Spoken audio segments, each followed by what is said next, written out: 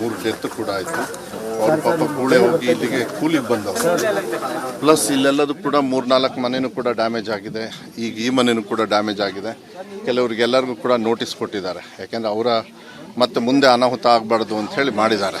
So ಈಗ ನಾವು meeting ಇಟ್ಕೊಂಡಿದ್ವಿ taluk ಆಫೀಸಲ್ಲಿ. ಇದ್ರ ಬಗ್ಗೆ ಚರ್ಚೆ ಮಾಡಿ, ಬರದ ಬಗ್ಗೆನೂ ಅಷ್ಟೇ, ಅತಿವೃಷ್ಟಿದ್ದು ಏನಾರು ಅನಾವೃಷ್ಟಿ ಎರಡನ್ನೂ ಕೂಡ ಚರ್ಚೆ ಮಾಡೋದು. ಒಂದು ಸರ್ಕಾರದ ವತಿಯಿಂದ ಏನು ಕಾನೂನುಬದ್ಧವಾಗಿ ಅವರಿಗೆ ಹೈಯೆಸ್ಟ್ ಏನು ಸಹಾಯ ಮಾಡಬೇಕು. ಯಾಕೆಂದರೆ ಪಾಪ ಅವ್ರ ತಾಯಿನೂ ಕೂಡ ಅದೇ ಹೇಳ್ತಾ ಇದ್ರು, ನಾವೆಲ್ಲ ಒಂದೊಂದು ಉಸಿರು ಕೂಡ ಒಂದೊಂದು ಕಾಪಾಡಿಕೊಂಡು ನಾವು ಮನೆ ಕಟ್ಟಿದ್ದೀವಿ ಅಂತ. ಇದೇ ಅವ್ರಿಗೆ ದೊಡ್ಡ ಅರಮನೆ ಪಾಪ. ಅದನ್ನು ಅವ್ರಿಗೆ ಭಾಳ ಮನಸ್ಸಿಗೆ ಹಚ್ಕೊಂಡಿದ್ದಾರೆ. ಈಗ ಸದ್ಯಕ್ಕೆ ಅವರೆಲ್ಲ ಸೇಫ್ಟಿ ಇದ್ದಾರೆ. ಇಲ್ಲೆಲ್ಲರಿಗೂ ಕೂಡ ಸೇಫ್ಟಿ ಮಾಡೋದು ಸರ್ಕಾರದ ವತಿಯಿಂದ ಎಲ್ಲರೂ ಕೂಡ ಮಾಡಿದ್ದಾರೆ. ಅದಕ್ಕೆ ಸರ್ಕಾರದಲ್ಲಿ ಏನು ಹೈಯೆಸ್ಟ್ ಬರುತ್ತೆ ಅವ್ರಿಗೆ ಸಹಾಯ, ಅದು ಒಂದು ಭಾಗ ಮಾಡಿಕೊಡೋದು. ಮತ್ತು ಅವ್ರು ಇಲ್ಲಿ ಮತ್ತೆ ಇರೋಕ್ಕಾಗಲ್ಲ ನನ್ನ ಪ್ರಕಾರ, ಅವರಿಗೆ ಬೇರೆ ಕಡೆಗೆ ಜಾಗ ಕೊಡಬೇಕಾಗ್ತದೆ. ಅದಕ್ಕೆ ಅವರಿಗೆ ಸೈಟ್ ಕೊಡೋದ್ರ ಜೊತೆಗೆ ನಿವೇಶನ ಇದು ಬಿಲ್ಡಿಂಗ್ ಕಟ್ಕೊಳ್ಳೋದಕ್ಕೂ ಕೂಡ ನಾವು ಯಾವ ರೀತಿ ಸಹಾಯ ಮಾಡಬೇಕು ಸರ್ಕಾರದಿಂದ. ಪ್ಲಸ್ ನಾನು ಸುಮ್ಮನೆ ಸ್ನೇಹಿತರಿಗೆ ನೋಡಿದೆ, ಅವತ್ತೇ ಮಾತಾಡಿದ್ವಿ ನಾವು. ಸ್ವಲ್ಪ ಇಲ್ಲಿ ನಮ್ಮ ಯುವಕರಿದ್ದಾರೆ ಪಕ್ಷದ ವತಿಯಿಂದ, ಅವರಿಗೂ ಕೂಡ ಹೇಳಿ ಸ್ವಲ್ಪ ಮಾಡಿ, ನಾನು 1 ಲಕ್ಷ ಕೊಡ್ತೀನಿ, ಅವರೆಲ್ಲ ಸೇರಿ ಒಂದು 5 ಲಕ್ಷ ಮಾಡ್ತಾರೆ. ಅದನ್ನು ಯಾರ್ಯಾರಿಗೆ ಹಂಚ್ಕೊಳ್ಬೇಕು ಅದಂತೂ ಇನ್ನೂ ಯಾರಾದರೂ ಬೇರೆಯವ್ರಿಗೆ ಕೊಡೋದಿದ್ರೂ ಪರವಾಗಿಲ್ಲ. ಆ ರೆಸ್ಪಾನ್ಸಿಬಿಲಿಟೀಸು ನಮ್ಮ ಯೂತ್ಸ್ ಎಲ್ಲ ತೊಗೊಂಡಿದ್ದಾರೆ, ಅವ್ರು ಮಾಡ್ತಾರೆ. ಬಟ್ ಅವರಿಗೆ ಅನುಕೂಲ ಆಗೋಕ್ಕೆ ಈಗ ಸದ್ಯಕ್ಕೆ ರೆಂಟಲ್ಸು ಅವರು 4 ತಿಂಗಳು ಇಲ್ಲ 6 ತಿಂಗಳು ಆಗೋಕ್ಕೆ ಸರ್ಕಾರ ಅದೇ ಕೊಡುತ್ತೆ. ಅಷ್ಟರೊಳಗೆ ಅವರಿಗೆ ಶಾಶ್ವತವಾಗಿರ್ತಕ್ಕಂಥ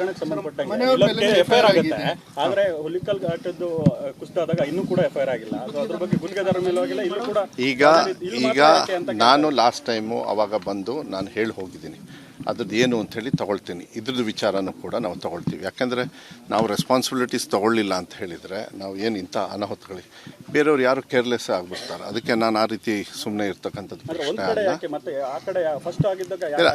ಈಗ ನಾನು ಬಂದಿದ್ದೀನಿ, ಅದನ್ನು ಕೂಡ ಇವತ್ತು ಮಾತಾಡ್ತೀನಿ, ಏನು ತೊಂದರೆ ಇಲ್ಲ. ನಾನು ಅಲ್ಲೂ ಭೇಟಿ ಮಾಡಿದ್ದೆ. ಐ ಥಿಂಕ್ ಸತೀಶ್ ಜಾರಕಿಹೊಳಿ ಅವರು ಕೂಡ 2 ಸತಿ ಬಂದಿದ್ದರು ಅಂತ ಹೇಳಿ ಭಾವಿಸ್ತೀನಿ, ನನಗೆ ಗೊತ್ತಿರೋ ಪ್ರಕಾರ. ಸೊ ಅದಕ್ಕೆ ಆಗಲಿ, ಮೀಟಿಂಗ್ ಆಗಲಿ, ನಾವೇನು ಹೇಳಿದ್ದೀವಿ ಕಾನೂನುಬದ್ಧವಾಗಿ ಯಾರ ಮೇಲೆ ಆ್ಯಕ್ಷನ್ ತೊಗೊಳ್ಬೇಕು. ಅದು ಇದು ಕೂಡ ಏನಾದರೂ ತಪ್ಪಿದರೆ ಹಿಂದೆ ಏನಾದರೂ ಅದು ಯಾಕೆ ಏನು ಅಂಥೇಳಿ ಅದನ್ನು ಕೂಡ ನಾವು ಮಾಡ್ತೇವೆ. ಮಾಡೋಣ, ಅದನ್ನು ನಾವು ಮಾಡಿಸ್ತೀನಿ. FIR ಆಗಬೇಕಂದ್ರೆ ಆಗಲೇಬೇಕಾಗತ್ತೆ. ಅದು ಲೇಟ್ ಯಾಕಾಯಿತು ಅಂದರೆ ಅದಕ್ಕೂ ಬೇಕಾದ್ರೆ ನಾವು ಆ್ಯಕ್ಷನ್ ತೊಗೋತೀವಿ, ಏನು ತಪ್ಪೇನಿಲ್ಲ. ಯಾಕೆಂದರೆ ಏನಾಗ್ತದೆ, ಹೀಗೆ ಬಿಡೋಕ್ಕಾಗೋದಿಲ್ಲ ಅದು. ನಾನು ಭೇಟಿ ಮಾಡಿದ್ದೀನಿ, ನೀವೆಲ್ಲ ಬಂದಿದ್ರಿ ಅವತ್ತು, ನಾನು ಹೇಳಿದ್ದೀನಿ ಅದು ಯಾರು ಮೇಲೆ ಆ್ಯಕ್ಷನ್ನು. ಸೊ ಈಗ ಅದು ಬೇಡ. ಈಗ ನಾನು ಏನು ಕಾನೂನುಬದ್ಧವಾಗಿ ಏನೇನಾಗಬೇಕೋ ಅದನ್ನು ಮಾಡ್ತಕ್ಕಂಥದ್ದು. ಪ್ಲಸ್ ಇವರಿಗೆ ನಾವು ಒಂದು ಜೀವನಕ್ಕೂ ಕೂಡ ಅವರಿಗೆ ಒಂದು ಧೈರ್ಯ ಕೊಡಬೇಕಾಗತ್ತೆ. ಯಾಕೆಂದರೆ ಇವರೆಲ್ಲ ಉಳ್ಕೊಂಡಿರೋದೇ ಭಾಳ ಅದೃಷ್ಟ. ಆಮೇಲೆ 2 ಹೆಣ್ಮಕ್ಳಿದ್ದಾರೆ.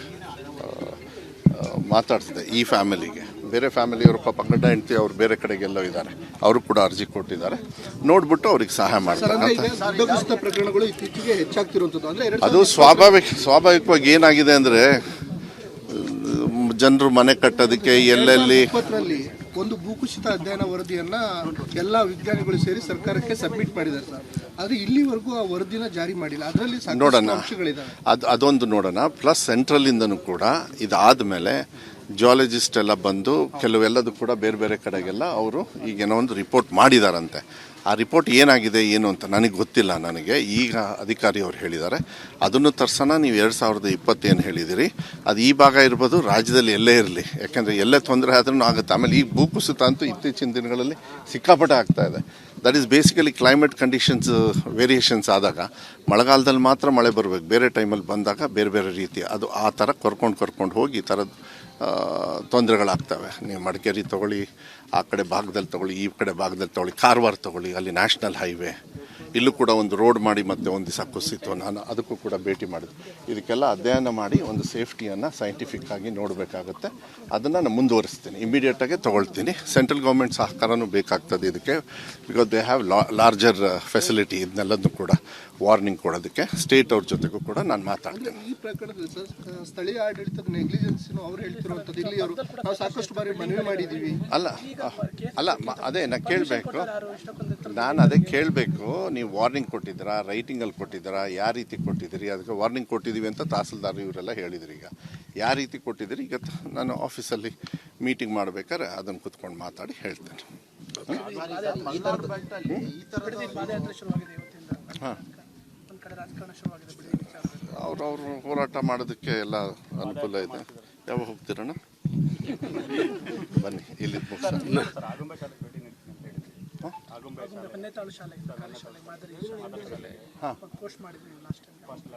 ಅಲ್ಲ ನೆಕ್ಸ್ಟ್ ಹೋಗೋಣ, ಹೋಗ್ತೇನೆ. ಅಲ್ಲ ಈಗ ನಮ್ಗೆ ಇನ್ನೂ ಸ್ಕೂಲಿಗೆ ಸೇರಿಸ್ತಾರ, ಕಾಲೇಜಿಗೆ ಸೇರಿಸ್ತಾರ? ಅಲ್ಲ ನಂಗೆ ಗೊತ್ತಿಲ್ಲ ಎಲ್ಲಿ ಸೇರಿಸ್ತಾರೆ ಅಂತ. ಸ್ಕೂಲಲ್ಲಂತೂ 98.08% ತಗೊಂಡು ಪಾಸ್ ಮಾಡಿಬಿಟ್ಟು ಬೇರೆ ಕಡೆಗೆ ಸೇರಿಸ್ತಾರ, ಅದು ಗೊತ್ತಿಲ್ಲ. ಮತ್ತು ಮುಂದೆ ಕಳಿಸ್ಬೇಕಲ್ಲ. ನಂಗೆ ಗೊತ್ತಿಲ್ಲ. ನಾಳೆ ಮೋಸ್ಟ್ಲಿ ಎಲ್ಲ ಸಾರ್ಟ್ ಔಟ್ ಆಗುತ್ತೆ. ಮಾನ್ಯ ಮುಖ್ಯಮಂತ್ರಿಗಳು ಇದಕ್ಕೆ ಹೋಗ್ತಾರೆ ಡೆಲ್ಲಿಗೆ, ಅಲ್ಲಿಂದ ಎಲ್ಲ ತೀರ್ಮಾನ ಆಗ್ಬೇಕಾಗತ್ತೆ. ಆದಮೇಲೆ ಗೊತ್ತಾಗತ್ತೆ, ನೋಡೋಣ. ನೆಕ್ಸ್ಟ್ ವಿಸಿಟಿಗೆ ಹೋಗೋಣ.